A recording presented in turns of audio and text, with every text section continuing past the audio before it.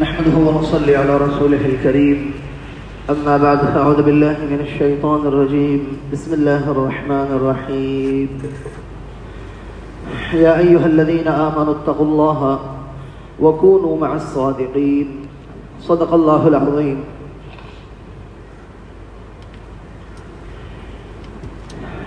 ماحول اختیار کرنے کا اللہ پاک نے حکم دیا ہے، ماحول میں رہنے کا اللہ پاک نے حکم دیا ہے، لیکن کون سا ماحول؟ نیک ماحول، سچوں کا ماحول، ایمان والوں کا ماحول، کیونکہ ماحول انسان کی زندگی میں بہت زیادہ اثر رکھتا ہے، انسان کی زندگی کو بدل کے رکھتا ہے۔ نیک ماحول انسان کو نیک بناتا ہے اور برا ماحول انسان کو برا بناتا ہے، اور آپ سب جانتے ہیں رمضان المبارک میں آپ نے دیکھا مسجدوں کا رخ کیا، تلاوت، نمازیں، نوافل، دعائیں، تسبیحات، ذکر سب میں لگے رہے، اور پھر معتکفین مسجد میں آ کر گئے، اللہ کے گھر میں یہاں انہوں نے ڈھیرے ڈال دیے اور اللہ کے گھر کے مہمان بنے۔ یہ ماحول انسان کو اتنا آگے بڑھاتا ہے کہ انسان کی ایمان کا لیول اوپر چلا جاتا ہے۔ آپ حیران ہوں گے، ایک صاحب فجر میں آئے تھے اور انہوں نے کہا کہ امام صاحب یہ جو اعتکاف ہے یہ پورے سال میں ہم کبھی کسی اور وقت بھی کر سکتے ہیں۔ اس نے کہ پہلی مرتبہ بیٹھا، یہ ان کو اتنا اچھا لگا کہ وہ کہنے لگا کہ ہم سال کے 11 جو مہینے ہیں رمضان کے علاوہ کیا اس میں بھی اعتکاف میں بیٹھ سکتے ہیں؟ تو کہا بالکل بیٹھ سکتے ہیں، نفلی اعتکاف کی آپ نیت کر لیں، ایک مغرب سے لے کے اگلے مغرب تک 24 گھنٹے کی نیت آپ کر لیں اور روزہ رکھ کر کے آپ اللہ کے گھر میں رہ سکتے ہیں۔ دیکھو ماحول کا اثر، کہاں دنیا اور ایسی پریشانیاں اور تکلیفیں اور بے چینی، اور کہاں یہاں اللہ کے گھر میں مہمان بنا اور قرآن اور نمازیں اور دعائیں اور اچھے نمازی، ایسا خوبصورت ماحول کہ اب وہ اس سوال کے اوپر یعنی مجبور ہوا کہ وہ یہ سوال کر رہا ہے۔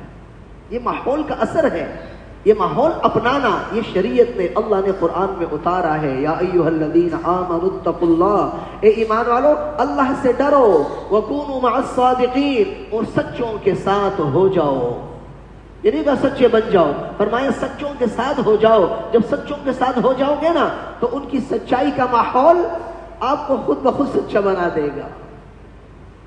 ایک اور نمازی ہے، معتکف ہے، کسی کے ساتھ تھوڑی سی اس کی ناراضگی ہوئی، آپ یقین کریں وہ ناراض تھا اس سے، لیکن خود جا کر کے معافی بھی خود مانگ رہا ہے کہ یار میں آپ سے 2 دن ناراض رہا، بس مجھے معاف کر دینا، مجھے معاف کر دینا۔ ارے ناراض بھی خود ہوا، معافی بھی خود مانگ رہا ہے، یہ کیوں؟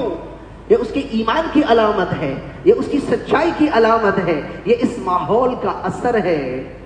یہ قال اللہ قال رسول کا جو ماحول ہے یہ انسان کے اندر کی روحانی طور پر تزکیہ کرتا ہے، تصفیہ کرتا ہے، تربیت کرتا ہے۔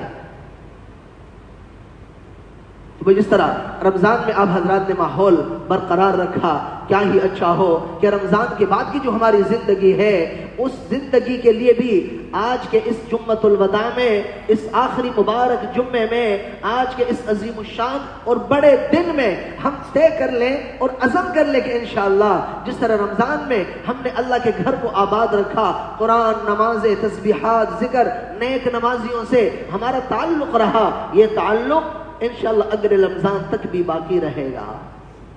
کرتے نا انشاءاللہ اس کا عزم؟ آپ یقین کیجئے یہ شریعت چاہتی ہے ہم سے، اللہ رب العزت ہم سے چاہتے ہیں اے میرے بندے ماحول میں رہو، جہاں تمہاری دنیاوی معاملات ہیں نا وہ تو چلتے رہیں گے، اس کی ذمہ داری تو میں نے لی ہے، وہ میں نے تمہارے لیے پہلے سے مقدر کر دیا ہے، کس کو کیا ملنا ہے، کتنا ملنا ہے، یہ تو طے ہو چکا ہے، یہ طے ہو چکا ہے۔ تم تقوی میں، پرہیزگاری میں، نیکی میں، ان اعمال کے اندر آگے بڑھو۔ اب ماحول سے جڑے کیسے رہیں گے؟ اب سب نے ماشاءاللہ عزم کر لیا کہ ہم اس ماحول سے جڑے رہیں گے۔ اب اس ماحول سے کیسے جڑے رہیں گے؟ اس کے لیے ضروری ہے کہ جب آپ اپنے کاروبار میں جائیں گے، اپنی ملازمت میں جائیں گے، اپنے بزنس میں جائیں گے، اپنے دیگر معاشرے میں آپ جائیں گے نا، تو وہاں پر آپ نے اس ماحول کو دیکھنا ہے کہ کون ساتھی میرا نیک ہے، کون ساتھی میرا اچھا ہے، کون ساتھی اللہ رسول کی باتیں کرنے والا ہے۔ دین کی باتیں کرنے والا ہے؟ کون سا میرا ساتھی ہے جو اللہ کے گھروں کی طرف لے کے جانے والا ہے، خیر کی مجلسوں کی طرف لے کے جانے والا ہے، خیر کی محفلوں کی طرف لے کے جانے والا ہے؟ ان سے تعلق قائم کرنا ہے، ان سے تعلق یہ آپ کو آگے بڑھاتا چلا جائے گا، ان کے ساتھ نشست و برخاست یہ آپ کو آگے بڑھاتا چلا جائے گا۔ ورنہ آپ جانتے ہیں جو اللہ سے دور ہے، بتائیے جو اللہ سے خود دور ہے وہ ہمیں اللہ کے قریب کر سکتے ہیں؟ ممکن ہی نہیں ہے۔ جو اللہ سے دور ہے وہ تو آپ کو بھی دور کر دے گا۔ تو اس ماحول کو برقرار رکھنے کے لیے محترم بھائیوں، ہم جب باہر آئیں اور رمضان کے بعد کی جو ہماری زندگی شروع ہو، اس کے لیے ابھی سے ہم نے یہ ذہن بنایا ہو کہ انشاءاللہ ثم انشاءاللہ یہ ماحول ہم نے ہمیشہ دینداری والا برقرار رکھنا ہے، نیک لوگوں کے ساتھ بیٹھنا ہے۔ یاد رکھیے اللہ پاک نے قرآن میں ہماری تربیت فرمائی ہے، قل ان صلاتي ونسكي ومحياي ومماتي لله رب العالمين، قل ان صلاتي ونسكي ومحياي ومماتي لله رب العالمین۔ اللہ پاک فرما رہے ہیں قل، آپ فرما دیجئے، ان صلاتي کہ میری جو نمازیں ہیں، ونسكي اور جو میری قربانیاں ہیں، عبادتیں ہیں، ومحياي ومماتي اور تو اور میرا جینا اور مرنا، میرا جینا اور مرنا للہ رب العالمین، یہ کس کے لیے ہے؟ یہ اللہ رب العالمین کے لیے ہے۔ یعنی میری عبادت یہ بھی اللہ کے لیے ہو، میرا جینا اور مرنا یہ اللہ کے لیے ہو۔ اللہ کے ساتھ دوستی ہے تو وہ ہمارا بھی دوست ہے، جس کا اللہ سے تعلق ہے اس سے میرا بھی تعلق ہے، جو اللہ رسول سے محبت کرنے والا ہے اس سے میں بھی محبت کرنے والا ہوں، اور جو اللہ رسول سے محبت نہ کرے اس سے میرا کوئی لینا دینا نہیں ہے۔ ہاں لین دین کاروبار یہ الگ بات ہے، لیکن اس کے ساتھ میری دوستی ہو، اس کے ساتھ میری نشست و برخاست ہو، ایسا نہیں ہو سکتا۔ یہ ہم نے رمضان کے ان مبارک گھڑیوں میں طے کرنا ہے کہ انشاءاللہ معاشرے کے اندر جن کا تعلق اللہ سے ہوگا، جن کی دوستی اللہ سے ہوگی، ان سے میری بھی دوستی ہوگی، ان سے میرا بھی تعلق ہوگا، اور جو اللہ رسول کے ساتھ تعلق نہیں رکھتا، اللہ کے دین سے تعلق نہیں رکھتا، ان سے میرا بھی کوئی تعلق نہیں ہے۔ بلکہ ابو داؤد شریف کی حدیث ہے، ابو امامہ رضی اللہ عنہ کی روایت ہے، وہ فرماتے ہیں کہ آپ صلی اللہ علیہ وسلم نے ارشاد فرمایا، من احب للہ، جس نے کسی کے ساتھ اللہ کے لیے محبت کی، وابغض للہ، اور جس نے اللہ کے لیے کسی کے ساتھ بغض رکھا۔ معیار کس کو رکھا؟ اللہ کو۔ کسی سے محبت اللہ کی وجہ سے، کسی سے بغض دشمنی اللہ کی وجہ سے، وَأَعْطَى لِلَّهِ، کسی کو کچھ دیا للہ اللہ کی وجہ سے، وَمَنَعَ، اور کسی کو دینے سے رکا رہا للہ اللہ کی وجہ سے۔ یعنی درمیان میں معیار کس کو رکھا؟ اللہ کو معیار رکھا۔ آپ علیہ السلام نے فرمایا فَقَدِ اسْتَكْمَلَ الْإِيمَانِ، اس نے اپنے ایمان کو مکمل کر دیا۔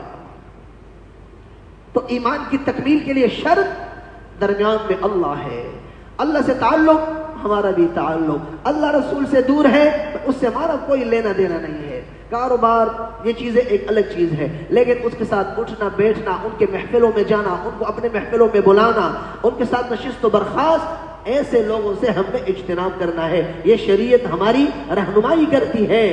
ہاں جو نیک ہے، سبحان اللہ۔ آپ تو حیران ہوں گے، دوستی کرنا، آپ کہیں گے کہ یار تو بڑا مشکل ہو جائے گا، ان سے تمہارے 10 سال کی دوستی ہے، کوئی کہے گا میرے تو 40 سال کی دوستی ہے، ان کے ساتھ تو میں گھروں میں جاتا ہوں، وہ ہمارے گھر میں آتے ہیں اور محفلوں میں جمع ہوتے ہیں، تقریبات میں جمع ہوتے ہیں۔ اللہ اکبر۔ ایسے دوستی کو کیسے چھوڑ دیں؟ بعض لوگ تو وہ لوگ جو انتہائی شرک میں مبتلا ہیں، شرک میں، ان کے بارے میں کیا کہتے ہیں کہ وہ میرا ایک دوست ہے تو وہ اس طرح لیکن میرا دوست ہے۔ ارے آپ اس کو دوست کہہ رہے ہو؟ جو اللہ کا باغی ہے، جو اللہ کے ساتھ شرک کرنے والا ہے، جس کے بارے میں اللہ نے فرمایا ان اللہ لا یغفر ان یشرک بہ، جو مشرک ہو کے مرے گا قطعا اللہ اس کی مغفرت نہیں کریں گے۔